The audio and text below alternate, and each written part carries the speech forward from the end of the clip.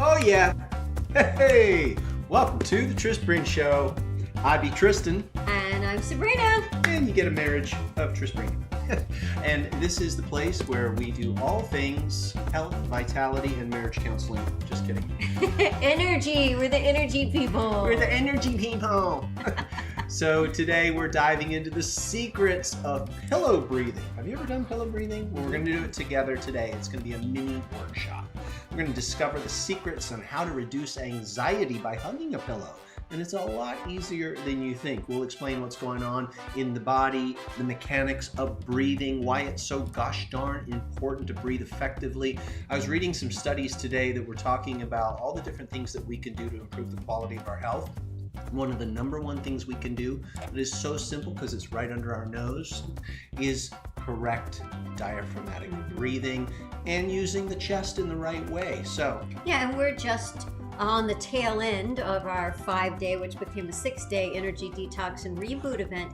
And we had numerous people in the chat and emailing us saying, I'm not sure if I'm breathing correctly. I'm not sure what should be going out and at what point, and could we provide a training? So poof, voila, here you go. Here you go. By the way, that 5-day, then 6-day energy detox and reboot event was a couple of weeks ago. It was free for the entire week. And then what we always do every time we do it is we take those replays and we cut them up and we digest them into nice chunks of training and put them together in a program. And that program is officially ready. That program, and you're the very first people to hear it, those of you watching, we are actually releasing the replays of the 6 days of energy detox and reboot event right now, live during this video. Now. But it's actually a two-part announcement. There's your because if you'd like to get a copy of all 6 days of the replays for 80% off, you can jot down that link and go and do it later. But what we're also doing is adding another day. So there will be a day 7, easy to remember, day 7, February 7th. And that's a Wednesday. It'll be at 1 p.m. Texas time. And this is when we go back through and we look at what did we learn on day 1, day 2, day 3, day 4, day 5, day 6, and put it together into an abundant health routine. So this is the 2024 abundant health routine. We'll teach it as a master class, and then that will be a follow-along routine that will be included in the replay package. But we can talk about that later. Let's get back to pillow talk. Back to the pillow talk. All right, so breathing. We were talking about that in the intro. When we're not breathing efficiently, effectively, we're shortening our lives. You know, a well-oxygenated body is going to live longer. And we talk a lot about energy, and we both love energy arts. We love Qigong, and Qigong is a very beautiful way of practicing moving and breathing as a meditation. And there are a lot of different approaches to breathing correctly and efficiently. And so because those questions came up about breathing, we thought we would teach you the pillow technique. And we thought we'd talk about the importance of breathing correctly. So I think everybody's heard about belly breathing. Why is it so important? Well, I just want to say that when I first really heard about this pillow breathing, I just thought, well, that's just silly and trite, right? Gimmick, gotta get a gimmick. That's from Gypsy, the Broadway show, if you don't know. But then when I experienced it myself, up until today, doing it, it is such a quick way to drop in and to relax, and you'll experience it as you do it with us. It's wonderful for you. It's also something really cool that you can teach your kids and your grandkids when, like when we had the martial arts school and the kids would need to like chill, and we'd teach them ninja breathing. And they put their hands on their belly and they could find that self-regulating breathing. At the end of the day, we're regulating the nervous system and we're recalibrating the nervous system. So short, shallow breaths mess up the balance between oxygen and carbon dioxide that's needed in the body for health, for the blood balance known as pH. When we're breathing in the wrong way, when we're like hyperventilating, breathing shallow and fast up here, and we're just getting too much oxygen into the blood, we're going to cause these shifts in the blood that are very unhealthy. Sometimes we're just under breathing. We're like really shallow in the breath. It's called hypoventilation, and we're just not getting enough of the balance of the gases in the body that we need for this health. So we want to use the belly, the diaphragm, to pull more breath. When we say deep belly breath, yes, you're using the diaphragmatic muscle, but what you're really doing is you're getting deep breath into the lungs. So it's the deep lower lobes of the lungs that want that breath. You see, there's a lot more blood supply in the base of the lungs, and the blood supply area comes into the oxygen comes into the lungs and it gets passed off into the bloodstream. So you get more oxygen, healthy breath, when you go deep into the lower lobes. When you breathe top level, fast, or even shallow, you're getting much less oxygen into your bloodstream because you're up top. So deep means, yes, use the diaphragmatic muscle to pull down. It's sort of like a dome-shaped muscle, like think of like a parachute. And as you breathe in and you engage that muscle in your belly, it pulls down. And the better job you do at pulling that muscle, engaging that muscle in concert with your tummy muscles, you get this nice pull, and it draws like a vacuum. All this fresh oxygen. It also clears out stale, blocked air in the chest, which is not helpful. So we want the deep belly breath. There's two examples that sort of can help you imagine this. Have you ever had a dropper bottle, right? And it's like a dropper bottle, and you squeeze it. Like a tincture? You empty it, like a tincture. And then you put it in the liquid. Turkey baster. And you let go. And when you let go, it sucks up so much because you created that vacuum. See, when you're not breathing deeply and filling those lower lobes, the other thing that we're often not doing is releasing the air from them. So just imagine that you have like this stale, stagnant air at the bottom of the lungs that's just hanging out, and we're just breathing at the top. So when you breathe in fully, you're also going to be able to breathe out fully, and that's what we're going to show you today. Absolutely. One of the problems when we're under breathing, when we're not getting enough oxygen in the body, is the carbon dioxide levels in your blood go up, and that causes something known as acidosis. And an acidic pH, an acidic blood, is a breeding ground for all kinds of illness and disease. Consequently, you don't want it to be over-oxygenated, where you have too much O2 oxygen, because then you become too alkaline. There's a balance in your blood. So you want a nice exchange of these two gases, carbon dioxide and oxygen. So when we get a nice deep diaphragmatic breath and we pull that fresh oxygen in, we also want to have a nice exhale, so we offload the carbon dioxide, keeping that balance nice and healthy. So I hope that we've sold you on the importance of good breathing and using the diaphragm. Now here's something that happens. Go get a pillow. Go get a pillow. We're going to use the pillow because we want to do something known as proprioceptive feedback. We want to help kickstart a muscle down here that sometimes becomes dormant. So here's what will happen over time, over years, is when we're not using this muscle effectively, we have to rely on other muscles, the intercostal muscles around the rib cage, to pump the rib cage to get the breath in and moving through the lungs. So that's called chest breathing. So when you chest breathe, again, you're not filling those deeper lobes of the lungs, and you're messing up that carbon dioxide oxygen balance. You're messing with your blood. Messing with You're it. messing with your blood. So we got to stop that. So Knock it off. How do we figure it out? Well, there's a technique where you can lay on your back and you can put, in fact... We're going to do it. Should I do that now real quick so you guys can see the difference between chest breathing and belly breathing? We'll talk about it first and then we'll do it. And then we're going to do... Just do? Do. Then I have to kick you off the screen for a second. Thanks a lot, baby. I'm sorry. And I'm going to talk loud. Wow, we got all kinds of noises going on over there. So here's what you can do just to get a quick check of your breathing apparatus. So diaphragm, belly breath, right here, right? So we would see a movement when we're breathing down here. If I put my hand here, you can see the hand's going to move. Bloated. Yeah, that kind of belly bloat. Thanks a lot. And then we talked about also offloading, right? Like getting the breath flowing in both directions. We want to pull the belly button in towards the spine and scoop up a little.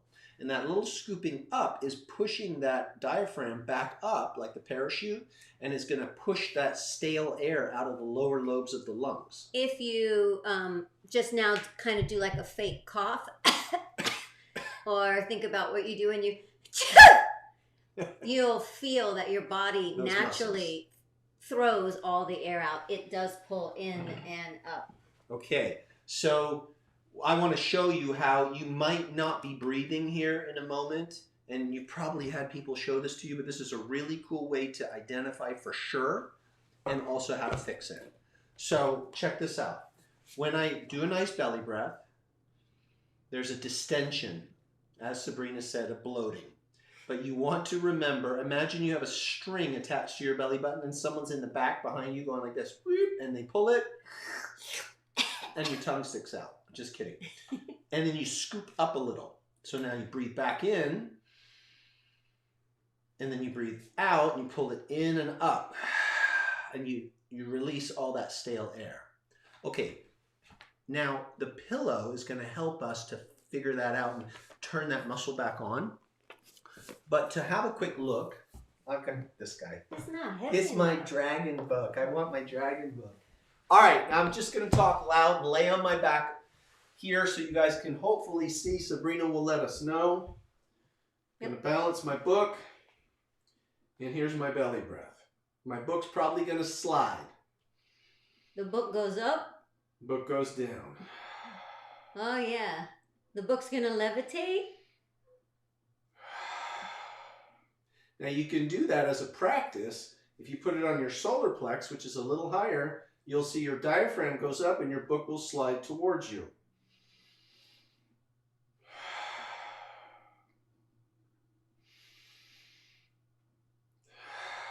Now here's chest breathing. Much harder to do. I'm a terrible chest breather because I've been a belly breather for many years. But you might notice your ribs go up and down. Yeah. Now there's chest breathing that's good when you have it with your tummy, your belly, and your chest. Here. A second one. Do you see how it starts in the belly? And then goes to the chest. Okay, that was my quick book breath visual. I think you could take that to the circus, babe. Can I go to the circus with that? Levitating book. Now, grab your pillow for this one. Now, think about what kids do when they want to feel comforted. You give them a big teddy bear and they hug it. It's a natural built-in mechanism for self-soothing. We hug it. Now, there's a few things going on with why this calms your nervous system. Remember, we said this is nervous system regulation. You have a very long nerve from your brain that goes all the way down through your diaphragm on both sides of your spine. It's the longest nerve, cranial nerve in your body, and it's called the vagus nerve. And what happens in Vegas? Got to stay in the vagus. So when your diaphragm does that gentle movement, it actually moves on. So the vagus nerve runs right through the diaphragm. And as the diaphragm moves, it actually massages and gently tugs on that long nerve. Now that nerve is a communication pathway, and it's taking orders from your breathing. So if this is either shut down or not moving very well, it's sending terrible signals between the brain and the body. But if this is moving gently and it's massaging that nerve, it's called vagus nerve toning. You're toning the nerve. And you're sending soothing signals to the brain that gets you out of a hyper state, known as a sympathetic, oversympathetic nervous system state, into the parasympathetic, which is that rest, digest, ease, flow, putting you back in homeostasis and balance. So when you hug the pillow, you're putting light pressure on your solar plexus and the diaphragm area, and it's telling those muscles, hey buddy, here's some feedback, proprioception, here's some feedback that we want you to move. And so you want to make sure your pillow moves. And then make that sound. We'll talk about the sound in a second. So you could do this laying down, you can do it sitting up, but you'll feel your belly expand into the pillow. That's why you have to kind of hold it snug so that you can feel the movement. You can take your free hand on top and hold your wrist. That's a good way to hold it. And just don't over tighten, just hug your pillow a little. You need that feedback. You need those muscles inside to feel a little bit of light pressure from the pillow. Now, keep breathing. You're going to see your pillow expand. Now breathe out and listen to the sound. You could take a blanket or a towel and roll it up. Just feel some light pressure. Breathe in. Now listen to the sound. It goes in through the auditory system. And that sound speaking to the brain as well. So there's different pathways for information to flow. One is through that breath, through that nerve, the vagus nerve. The other is through the auditory system. And both are telling the brain, I'm safe. All is well. Mm-hmm. I can relax. Yep. I can enter into that parasympathetic state. Because you don't breathe slowly with that audible exhale, like, when you're in panic or stress. So we are doing the breath and the sound to tell our brain we are relaxed and we are calm. Does that make sense? Like normally we wouldn't even think about it. Just all of a sudden, if we were relaxed, you might go, but we don't do that when there's stress, anxiety, or even if you can't sleep at night and then you're upset because you can't sleep. So if you breathe like this, it tells your body, let's move into that chilled state. Everything is okay. Everything's going to be all right. Nothing's coming to get you. And if you're more of a mouth breather, you're also causing the body to go into states of undernourishment. And that can affect those carbon dioxide and oxygen levels, putting them out of balance. So when you're just,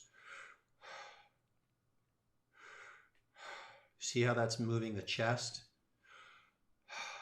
You're not getting that nice deep diaphragmatic breath. Mm-hmm. So some people, they mouth breathe all night long, and it can make them feel like you get a headache in the morning. You got too much carbon dioxide in your bloodstream. Or you slept 8 hours. Why are you still tired? Because you're mouth breathing. Mm-hmm. So try to breathe through your nose and gently out through your mouth. That sound. Mm-hmm. And if you need support doing that at night, they do sell a tape with a little hole in it that you can put on your mouth that helps train you to keep your mouth more closed. Absolutely. So like snoring. Usually if we're snoring, the mouth is open. So try to breathe through your nose, through deep down in your tummy, and then let your chest expand at the second state. So belly, chest is the next level. So now what you can do is put one hand lower and one hand higher. So hug your pillow like that now. Try to breathe in through your nose, down here into your belly. And now breathe a little bit more and feel your chest expand. And then breathe out. So it's belly, chest, release. Let's try. Belly, chest, release. 2 breaths. Belly, chest, release. So what's happening is when you get to the chest breath, you're letting the ribs expand. Your spine grows a little taller. This is a great way to set up your meditation. So you go belly, chest, release. And over time, what will happen is you can just make it all one breath, and you'll work your belly and chest as one. Mm-hmm. And what that is a full body breathing. Try it. Belly, chest. It becomes one movement. See how your body grows a little taller? And then breathe out. But start with the pillow to engage those muscles. Even more effective sometimes is taking your fist and your hand and pushing in as you breathe out and get that tight and hold it there for a moment. Now make sure when you breathe into your fist, you can feel your tummy pushing against it, and then release the fist, and that will entrain the muscle to go in and out. So breathe out, pull it in and up, get that stale air out. Now breathe in and down.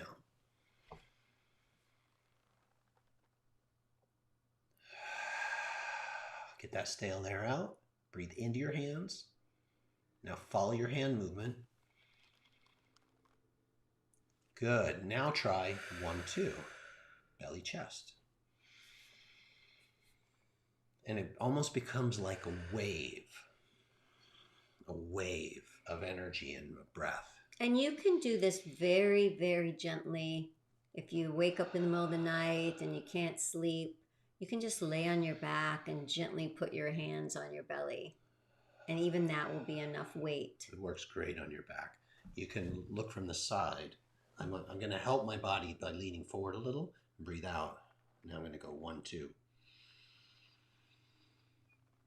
And I'm pulling not only the breath, but when you visualize energy, and we can talk about this on another show, you can pull the chi up with this type of breathing into the brain. And you visualize golden white light being drawn from the bottom to the top. And you keep breathing up to the top of your head. And you just pause for a moment at the top. Feel all that breath and energy go up into your brain. And then breathe out air. Clear your mind. And then breathe belly, chest, top of head. Pull it all the way up. You're getting a full breath. Pause. It's one of the fastest ways to clear your mind. Feels so good. And if you aren't used to breathing deeply, you might feel like a little whoa after a few. Chill out. Just do a few. Do less. That you're not working towards going to the breathing Olympics, right? Just be easy with it. It should feel good.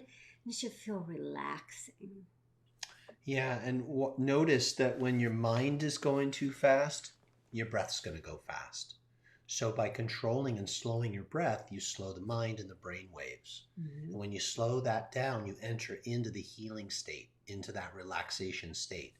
So we really, really need to be in that state now more than ever, because we have so much data coming at us, and our brain is juggling. It's doing mental acrobatics, trying to juggle all this data. And that's causing a lot of speed and overheating of the brain, and the breath starts going too fast or too shallow. We hyperventilate. We're messing up those gases. We're jacking up our focus. We're getting all out of whack. So breath is probably the number one most important thing a human being can do for free to transform their health and their mind.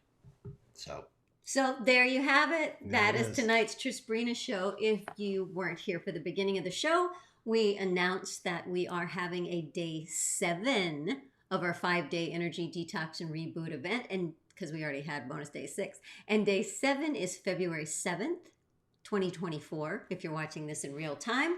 And that's just totally free for everyone. And what we're going to do is we have taken days 1, 2, 3, 4, 5, 6. They've been professionally edited and turned into a kit that will sell on our store.